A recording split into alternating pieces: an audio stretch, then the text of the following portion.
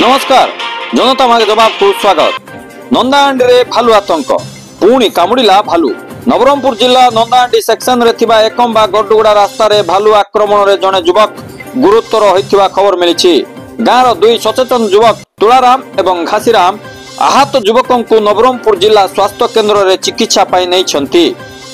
मिलिथिबा सूचना अनुसार गाँ पाख नदी रे चलीथिबा चेक डैम कामकु बाहर राज्यरु आसीथिबा भोला नामक जड़े युवक संध्यारे कौनसी काम रे मालीगुड़ा जाई आसुथुवा बेले हठात गाँ रास्ता मझिरे भालू आक्रमण शिकार होइछंती। आक्रमण रे युवकर गोड़रे गभीर आघात होइथिबा जଣା पड़िछि। एठी प्रश्न उठुछि जे प्रति वर्ष वनीकरण एवं भालू आश्रय स्थली नारे लक्ष लक्ष टंका तळु ऊपर जाए खर्च होथुवा बेले कृत्रिम जंगल सृष्टि हेबा बदल रे जंगल उभान होई जाउछि।